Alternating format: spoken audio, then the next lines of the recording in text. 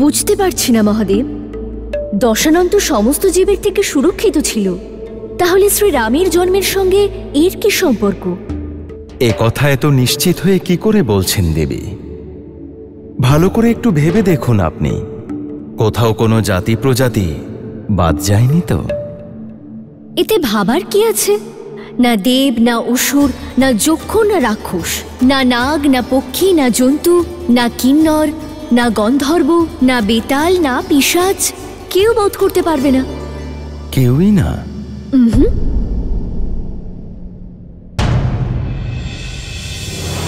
দশানন তো মানুষের নাম নিতে ভুলেই গেছে। হ্যাঁ দেবী,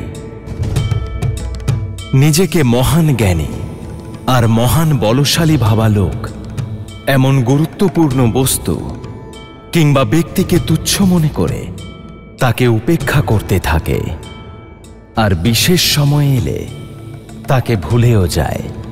দশাননও সেই ভুল করেছে, মানুষকে দুর্বল মনে করে ভুলে গিয়েছে।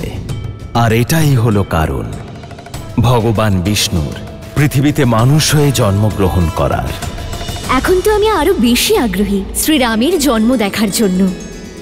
দশাননের এই বরদানের খণ্ডনকে এই সংসারে আসতে দেখে ঋষি বশিষ্ঠ পুত্রকামিষ্ঠ যজ্ঞের পরামর্শ দিয়েছিলেন, তাই না? সে বিষয়ে বলুন। হ্যাঁ দেবী,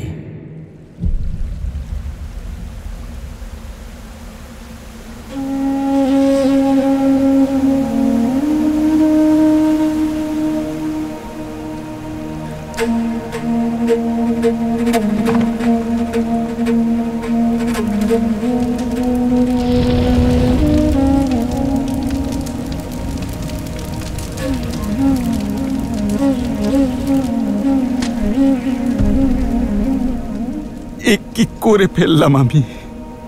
কি করলাম এটা? কেবল ৮ মাস বয়সে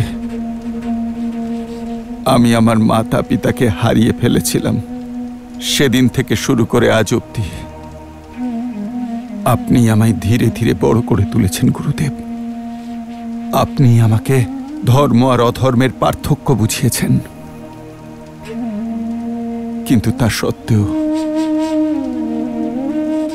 আজ আমি বুঝতে পারলাম যে এই পাপ শত পুণ্য দিয়েও খণ্ডন করা যায় না।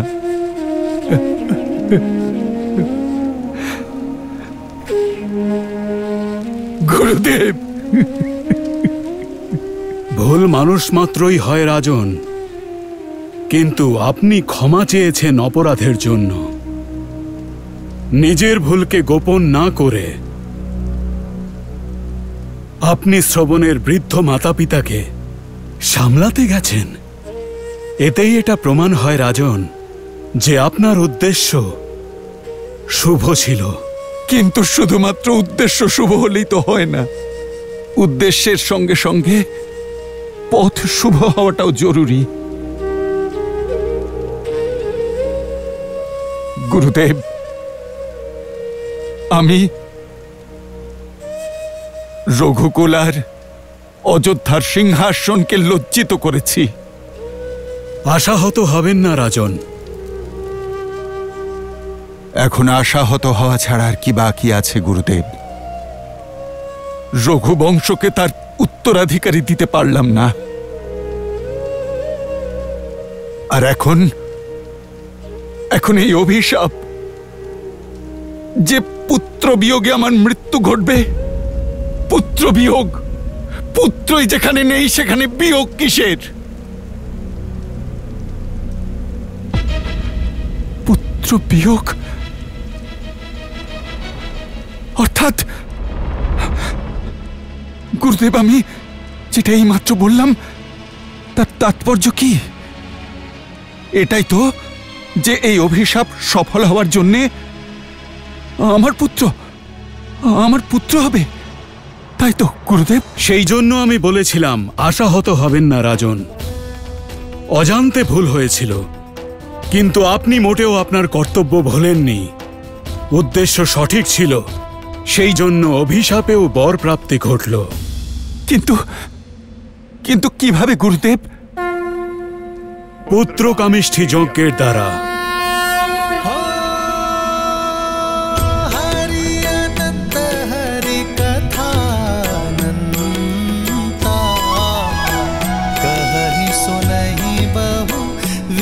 सब संता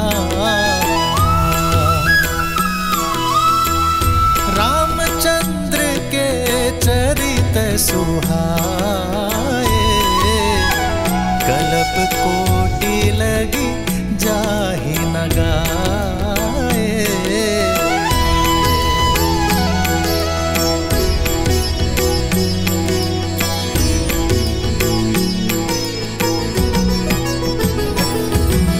মহারাজ দশরথের জয়। মহারাজ গুরু বশিষ্ঠের আদেশে মহারাজ দশরথের রাজা দশরথ মহারাজ দশরথ তার জামাতা ঋষ্যশৃঙ্গকে মহারাজ দশরথ এই যজ্ঞ করতে বলেন। মহারাজ দশরথের জয়। সমস্ত অযোধ্যা নগর উৎসবের সাজে সেজে উঠেছিল। জয় মহারাজ দশরথের জয়। আর স্বয়ং রাজা দশরথ তাঁর জামাতা ঋষ্যশৃঙ্গকে সম্পূর্ণ শ্রদ্ধার আপ্যায়নের সঙ্গে যজ্ঞশালার দিকে নিয়ে এলেন।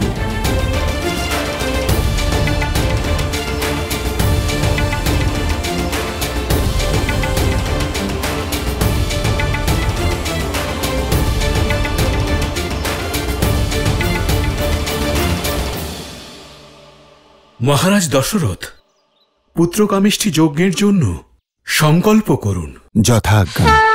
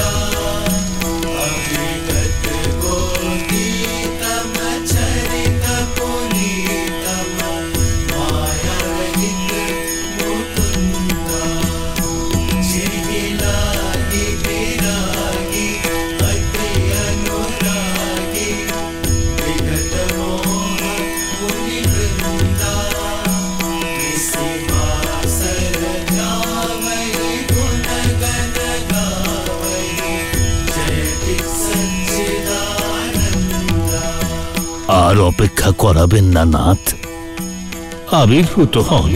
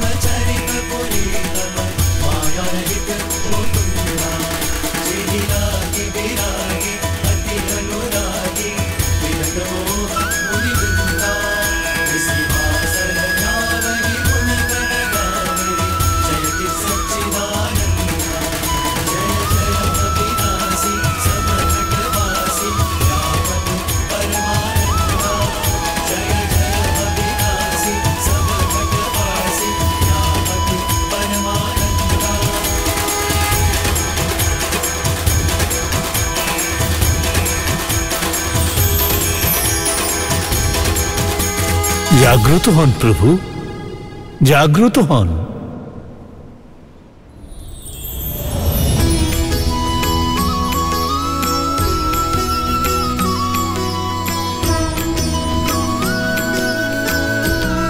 প্রভু, রাবণের পাপ আর অত্যাচারে পৃথিবী অতিষ্ঠ, সাধু সন্ন্যাসীদের জীবন কষ্টে রয়েছে।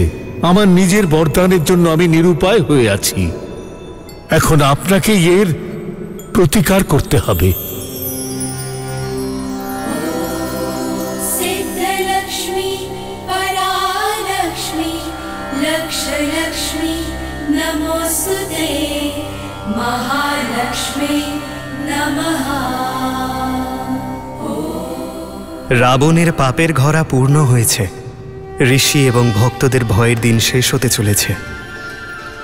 আমি শীঘ্রই পবিত্র নগরী অযোধ্যাতে মানব রূপে অবতীর্ণ হব। নারায়ণ নারায়ণ।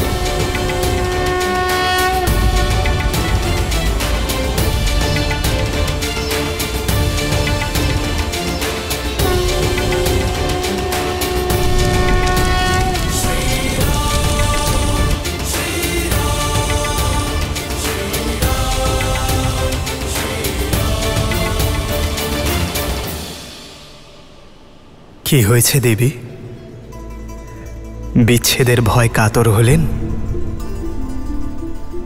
সৃষ্টির ভারসাম্য রক্ষা করা আমার কর্তব্য দেবী, আর সেই কারণে আমাকে যেতেই হবে। জানি আমি, আর আপনি যখনই যান মন বড় বিচলিত হয়ে পড়ে। নারায়ণ আপনার কর্তব্যের যজ্ঞের জন্য বিরহের আহুতি প্রত্যেকবার এই স্ত্রীকেই দিতে হয়। এইবার আর নয় শ্রী, আমার এই অবতারের উদ্দেশ্য কেবল অধার্মিক রাবণের বিনাশ নয়, বরং মর্যাদা এবং আদর্শ স্থাপন করা, যা আপনি এবং বৈকুণ্ঠের অন্যান্য সঙ্গীদের ছাড়া সম্ভব নয়। সেই জন্য এই অবতারে সমগ্র বৈকুণ্ঠ আমার সঙ্গে যাবে দেবী।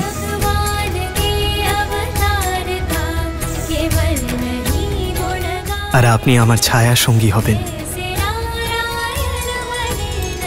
কারণ স্ত্রীকে ছাড়া এই বিষ্ণুর কোনো অস্তিত্ব নেই দেবী। একইভাবে সীতাকে ছাড়া রামও অসম্পূর্ণ থাকবে দেবী।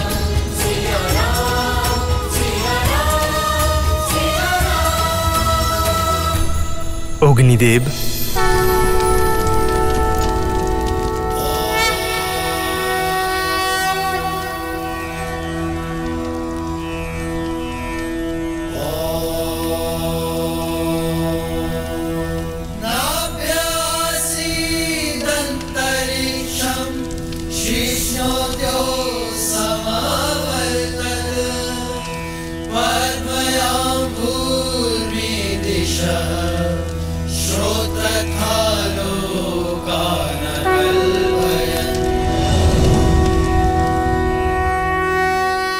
পুত্রকামিষ্ঠি যজ্ঞ সফল হল মহারাজ দশরথ।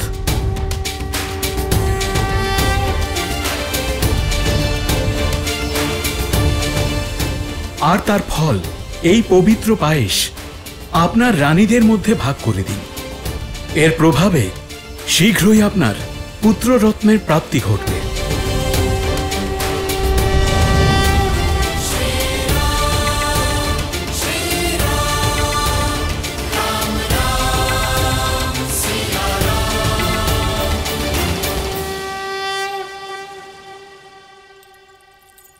কৌশল্যা,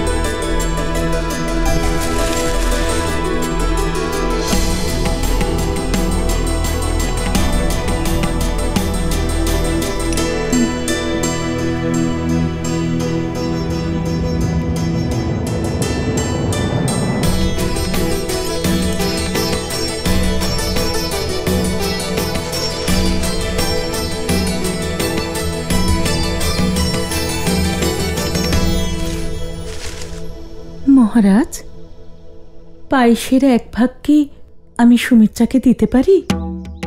ও, এত বড় ভুল আমি কি করে করলাম?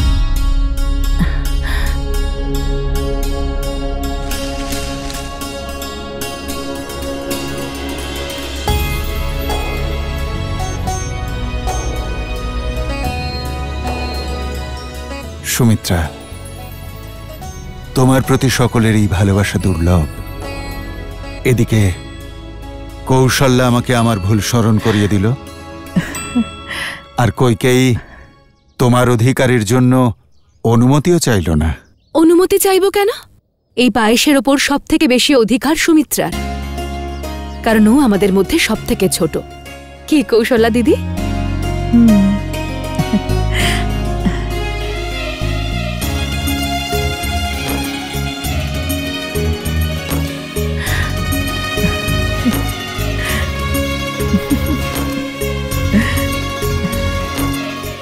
আপনারা দুজন সর্বদাই আপনাদের প্রেম দিয়ে আগলে রেখেছেন দিদি, তাই আমিও কথা দিচ্ছি যে আমার সন্তান আপনাদের দুজনের পুত্রদের ছায়া হয়ে থাকবে। এ তো প্রসাদের সঙ্গে সঙ্গে পুত্র ভাগ হয়ে গেল দেখছি। নাও প্রসাদ গ্রহণ করো।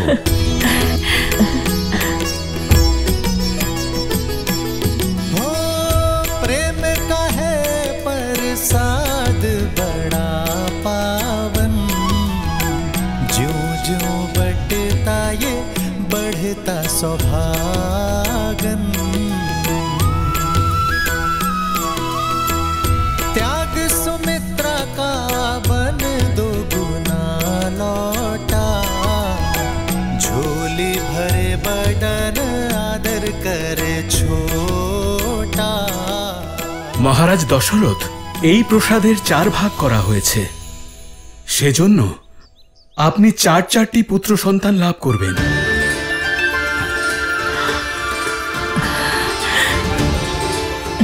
যারা দিব্য, অসাধারণ আর পরম পরাক্রমশালী হবে।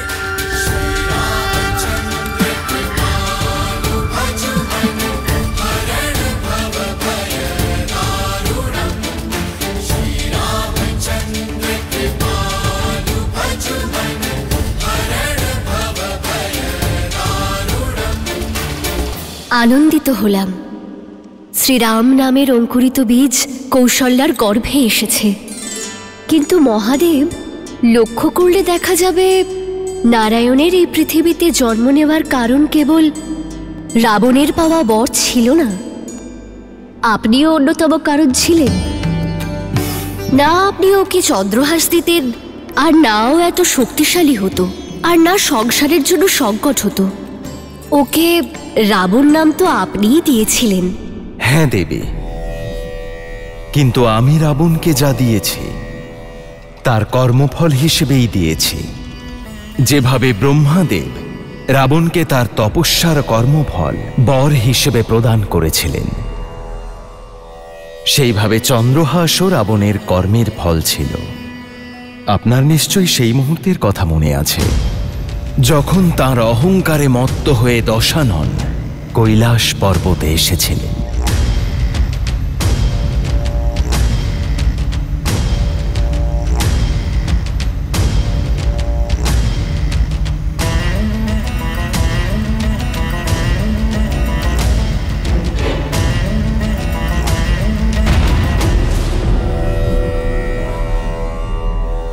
পুষ্পক হঠাৎ দাঁড়িয়ে পড়ল কেন?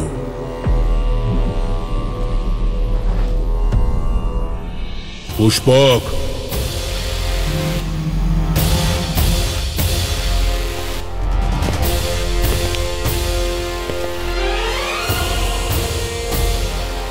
এই যে ষাঁড় রূপী ছদ্মবেশী আমার বিমান দাঁড়িয়ে পড়ল কেন? কারণ এই স্থান থেকে আর এখানকার অধীশ্বরের থেকে কেউ কখনো পার পায় না। সংসারের অধীশ্বর প্রভু শিবের স্থান এ হলো কৈলাস। ও, তাহলে এটাই কৈলাস। শিব, কোথায় তুমি? দেবতাদের পরাজিত করার পর তুমি ছিলে আমার লক্ষ্য। এই সংসারকে অনেক ভ্রমিত করেছো তুমি। এবার এই সংসারে আমি হলাম সর্বশক্তিশালী, আর সংসারের প্রত্যেক শ্রেষ্ঠ বস্তুর উপর এখন কেবল আমার অধিকার। সেই জন্য আমার স্মরণে এসো,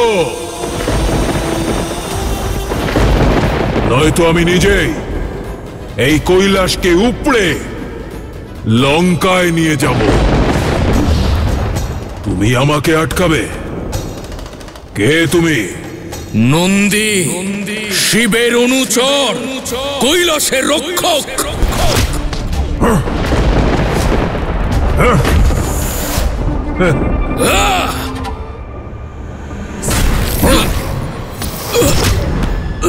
হয়ে গেল? এটুকুই শক্তি ছিল?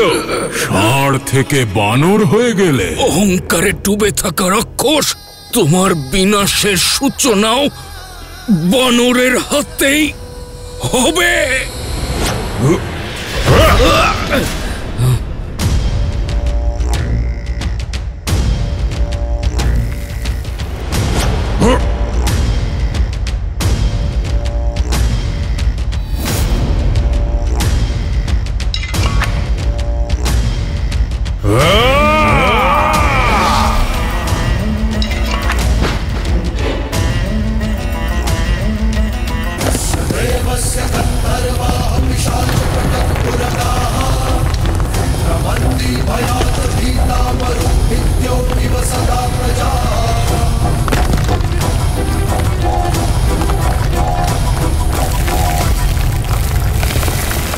এবার দেবাদি দেব লঙ্কায় থাকবে আমার আশ্রয়ে।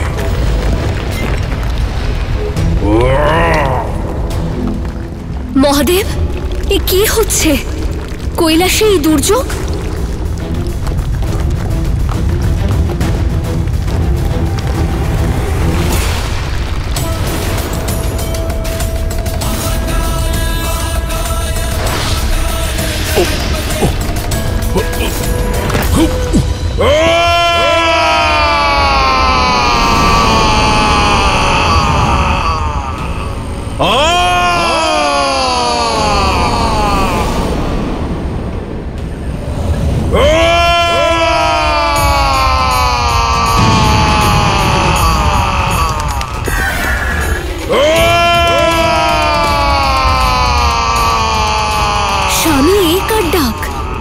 ডাক নয়, চিৎকার, অহংকার ভঙ্গের।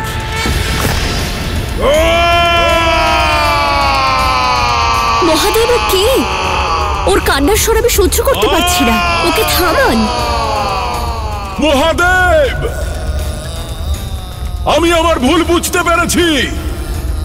আমার অহংকার চূর্ণ হয়েছে। দর্শন দিন। হর হর হর মহাদেব, দর্শন দিন।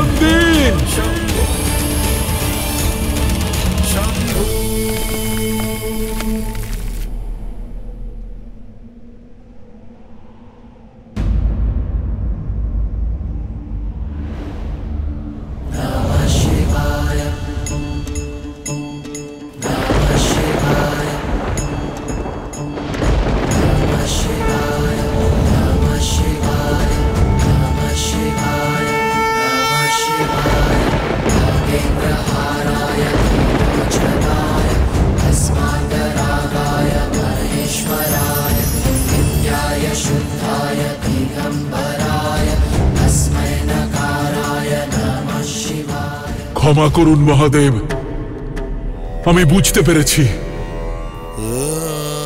এই সংসারে যদি কেউ থাকে যিনি সর্বশক্তিমান, তিনি হলেন আপনি।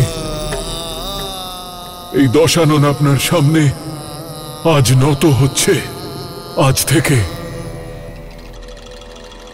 আমার কাছে কেবল আপনিই পূজ্য হবেন, চিরকাল। কেবল আপনি আমার আরাধ্য থাকবেন। আমি আপনাকে রুষ্ট করেছি, নিজের অহংকারের বশে কষ্ট দিয়েছি আপনাকে। যতক্ষণ না আপনি আমার উপর প্রসন্ন হচ্ছেন, আমি আপনার আরাধনা করতেই থাকব।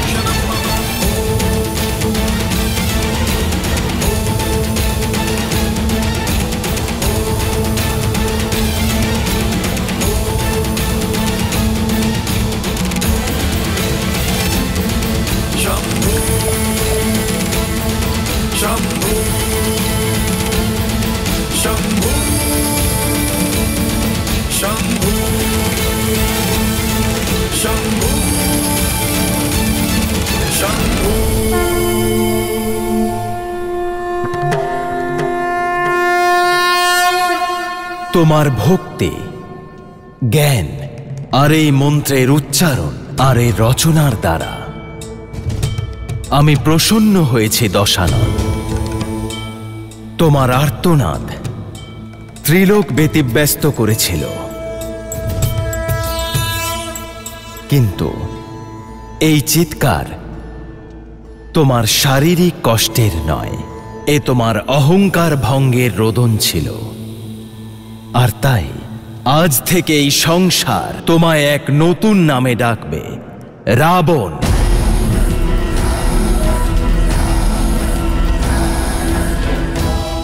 সে যার রোদন ত্রিলোকে তোলপাড় ফেলে দিয়েছিল, আর তোমার রচিত স্তোত্রকে সংসার রাবণ স্তোত্র নামে চিনবে।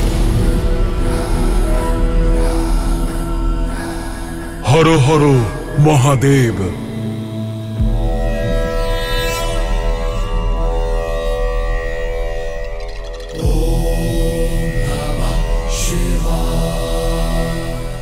মহাদেব, আমি চিরকাল আপনার ভক্ত থাকব, কিন্তু কি রাবণ?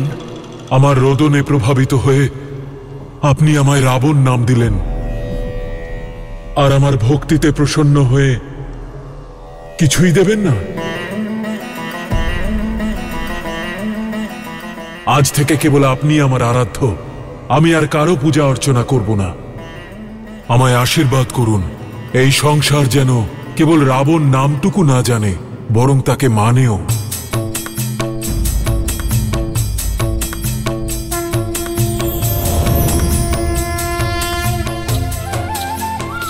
এটা দৈব খড়গ, চন্দ্রহাস, এটা অজেয় রাবণ।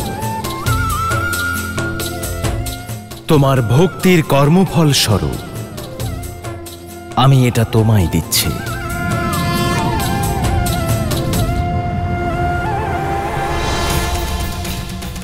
কিন্তু মনে রেখো, এখন এর সঙ্গে তুমি যে কাজ করবে তার কর্মফলও তোমারই হবে। এটা এবার তোমার উপরেই নির্ভর করছে রাবণ, যে এটা দিয়ে তুমি পুণ্যের ফসল কাটবে নাকি পাপের। জয় মহাকাল। দেখলেন দেবী, আমি রাবণকে যা দিয়েছিলাম তার কর্মফলের কারণেই দিয়েছিলাম, আর এখনো তা দিয়ে পুণ্যের জায়গায় পাপ অর্জন করেছে। এটা তো ওরই পছন্দ, তাই না? সেই সময় ওর ভক্তির পরিবর্তে ও চন্দ্রহাস পেয়েছিল, আর এখন ওকে অত্যাচারের কর্মফল দেওয়ার জন্য জন্মগ্রহণ করছেন শ্রীরাম।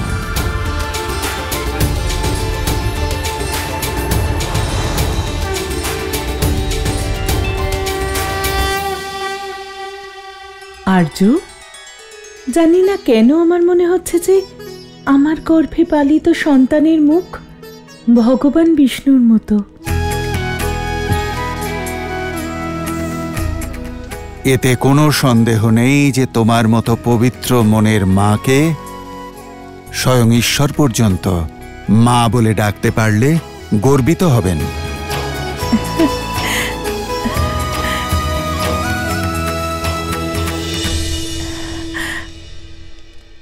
বায়ুর দিক পরিবর্তিত হচ্ছে। কোথায়?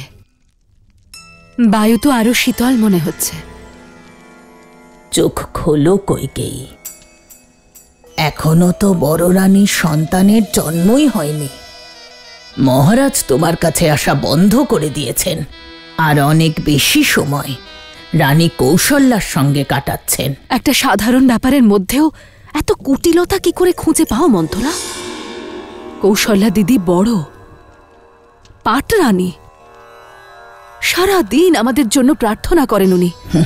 যদি এই মুহূর্তে মহারাজ অধিক সময় ওনার সঙ্গে প্রার্থনা গৃহে কাটান, তাতে সমস্যাটা কোথায়? এত বছর পরে এই মুহূর্ত এসেছে। মহারাজ চিন্তায় রয়েছেন নিজের সন্তানদের নিয়ে, নিজের রানীদের নিয়ে। আর উনি খুব ভালো করে জানেন যে আমি নিজের খেয়াল নিজেই রাখতে পারি। কখনো কখনো আমার মনে হয় যে খুঁত তোমার পিঠে আছে নাকি তোমার চিন্তা ভাবনায়। সকলে ঠিকই বলে, সুন্দরী নারী মূর্খ হয়, যেমন তুমি সরল আর মূর্খ।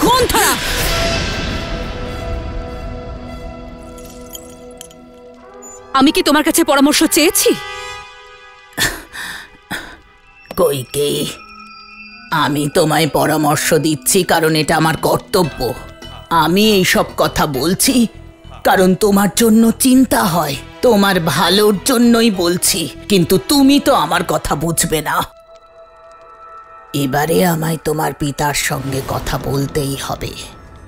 মহারাজ ওনাকে যা কথা দিয়েছেন। মন্থরা, এখন এই মুহূর্তে আমার কক্ষ থেকে বেরিয়ে যাও। কিন্তু কইকেয়ী, এখনই আমার কথা বেরিয়ে যাও।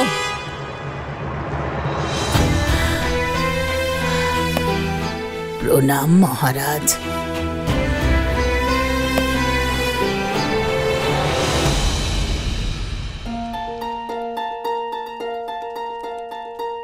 এই অবস্থায় দাসীর ওপর ক্রুদ্ধ হওয়া একদমই অনুচিত। তাহলে আর কি করতাম? ওই মন্থরা না। এসো, বসো। দাসীকে নিয়ে সমস্যা হলে তোমার জন্য এই দাস প্রস্তুত আছে।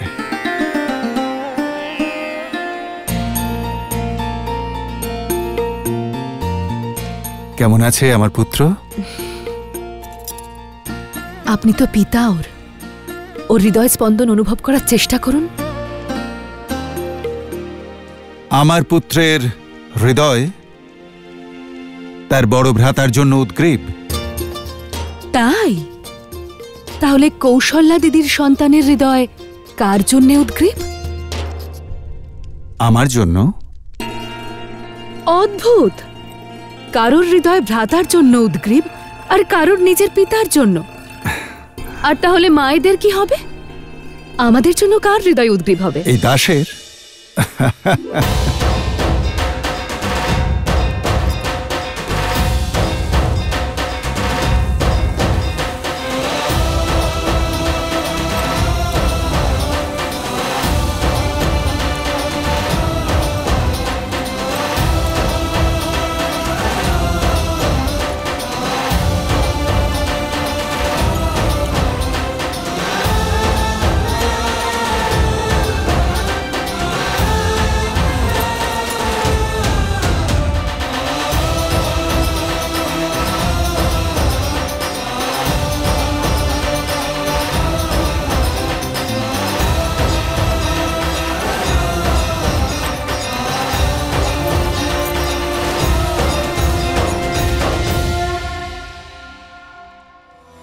येनादिते सीमानं नयति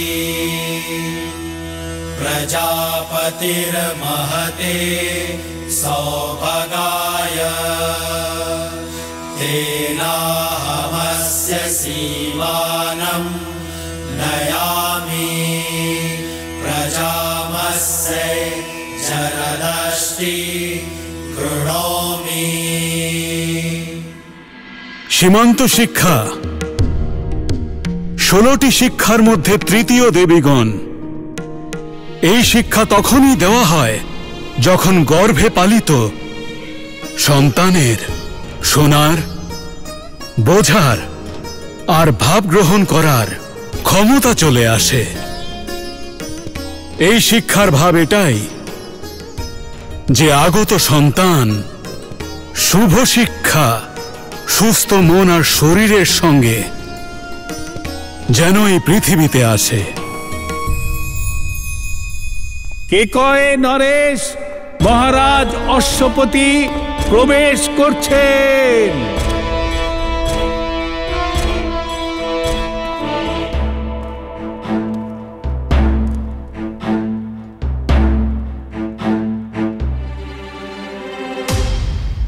পিতা,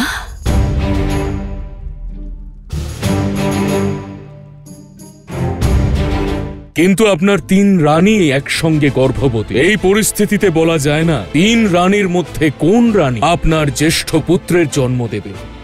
আমার নাতি যেন অযোধ্যার যুবরাজ হয়। প্রণাম মহারাজ অশ্বপতি, স্বাগত। অভিনন্দন অযোধ্যাপতি। আপনাকেও। পিতা হতে চলেছেন আপনি। ধন্যবাদ। আশা করছি কইকেয়ীর সঙ্গে বিবাহের সময় আপনি যে কথা দিয়েছিলেন তা আপনার মনে আছে। স্মরণে আছে মহারাজ। আমি আবারও মনে করিয়ে দিচ্ছি, আপনি আমাকে কথা দিয়েছিলেন ভবিষ্যতে আমার কন্যা কইকেয়ীর পুত্রই অযোধ্যার যুবরাজ হবে।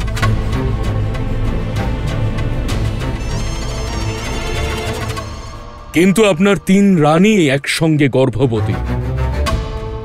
এই পরিস্থিতিতে বলা যায় না যে আপনার 3 রানীর মধ্যে কোন রানী আপনার জ্যেষ্ঠ পুত্রের জন্ম দেবে,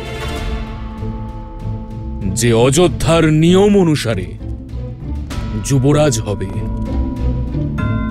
এই পরিস্থিতিতে যদি আমার কন্যা আপনার জ্যেষ্ঠ পুত্রের জন্ম না দেয়, তাহলেও আপনি আপনার প্রতিশ্রুতি ভুলে যাবেন না। আমার নাতি যেন অযোধ্যার যুবরাজ হয়।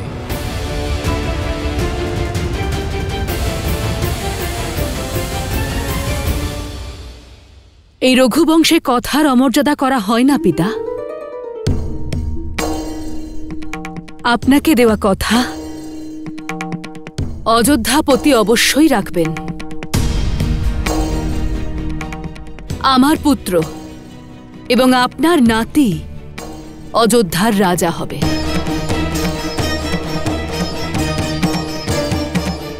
তা সে আমার গর্ভ হতে জন্মাক বা অন্য কারোর।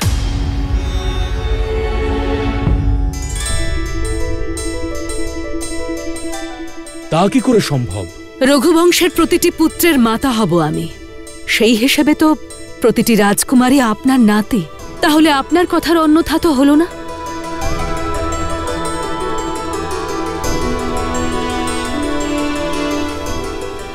আপনি আপনার কন্যার ভবিষ্যতের কথা ভাবছেন, আর আমি আমার পুত্রদের ভবিষ্যতের কথা ভাবছি।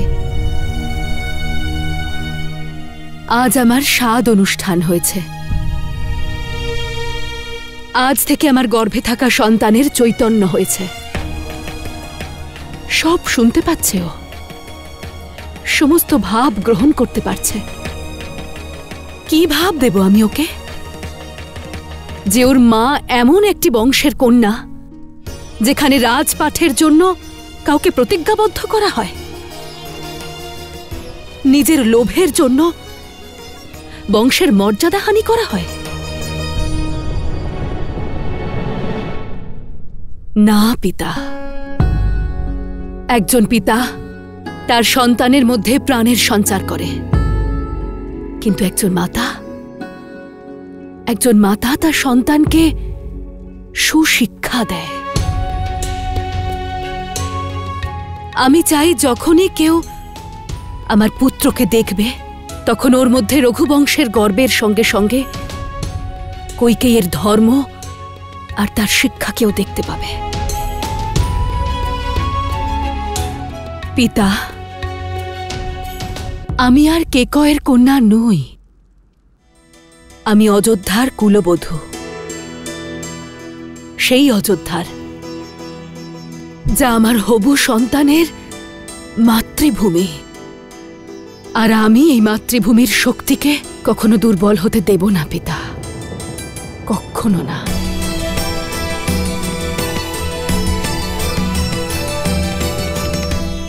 আজ আমার কন্যা বড় হয়ে গেছে। আমি গর্বিত যে আমি এমন একজন কন্যার পিতা যে নিজের স্বামীর মনের কথা বুঝেছে আর নিজের শ্বশুরালয়ের মর্যাদা রক্ষা করতে এমন নিঃস্বার্থ সিদ্ধান্ত নিয়েছে। আমি কন্যাকার বলুন। আমার আর তোমার পুত্র ঠিক তোমারই মতো সর্বদা নিঃস্বার্থ থাকবে। এবং ধর্মের পথে চলবে কইকেয়ী।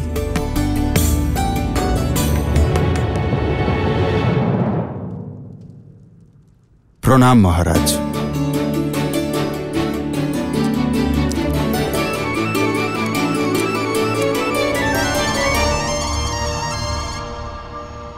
কইকেয়ী, তুমি ছোট হওয়া সত্ত্বেও আজ সবার বড় হয়ে গেলে। মনে হচ্ছে প্রতি মুহূর্তে আমি তোমায় বরদান করি। না না না না, আমার কাছে এত বুদ্ধি নেই। বহু বছর আগে যে 2 বর আপনি দিয়েছিলেন, আজও বুঝে উঠতে পারছি না আমি কি চাইব। আপনি শুধু আমায় এভাবেই ভালোবাসুন, তাতে বুদ্ধির প্রয়োজন হয় না। নিঃস্বার্থতারই ভাবনা, উদারতারই উদাহরণ, কত ভালোবাসা, কত ধার্মিক রামের এই কাহিনী। মর্যাদা পুরুষোত্তমের এমনই পরিবারে জন্মগ্রহণ করা উচিত। মহাদেব, এখন আর আমি অপেক্ষা করতে পারছি না। আমি শ্রীরামের মুখ দেখতে চাই, ওখানেই অযোধ্যাতে গিয়ে। তাহলে প্রতীক্ষার অবসান ঘটানো যাক দেবী, আর প্রস্থান করি অযোধ্যা নগরীর দিকে, যেখানে সমস্ত অযোধ্যাবাসী প্রতীক্ষায় আছেন তাদের যুবরাজের জন্য।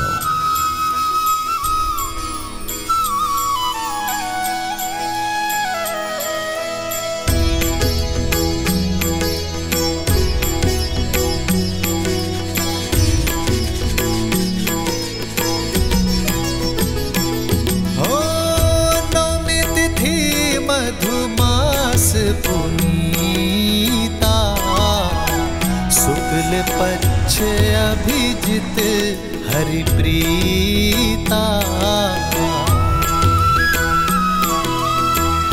मध्य दिवस अति शीत न धामा, पावन काल लोक विश्रामा।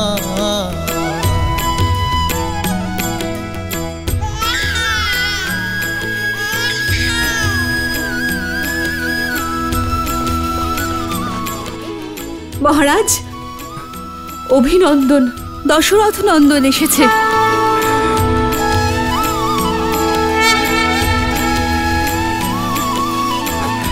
অভিনন্দন মহারাজ।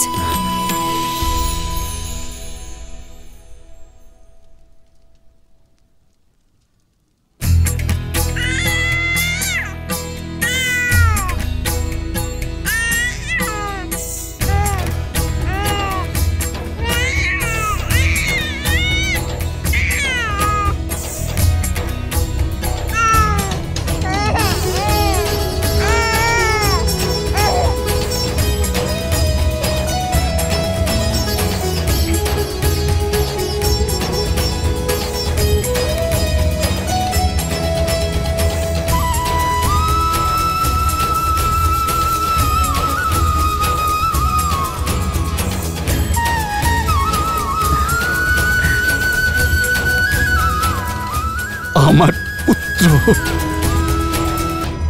আমার প্রিয় পুত্র,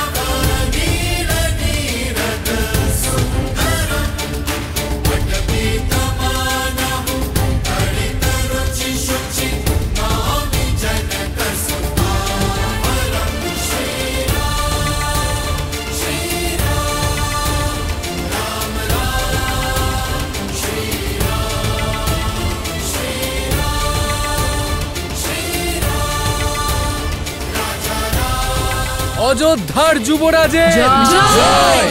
অযোধ্যার যুবরাজের জয়! অযোধ্যার যুবরাজের জয়! অযোধ্যার যুবরাজের জয়! জয়!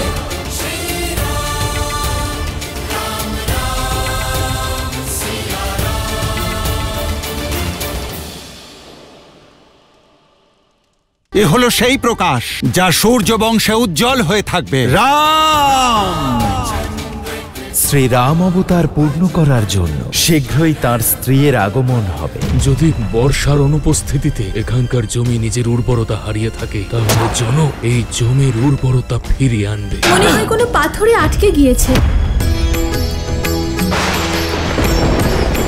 হালের শিরের প্রহারে প্রকট হয়েছে সীতা। সীতা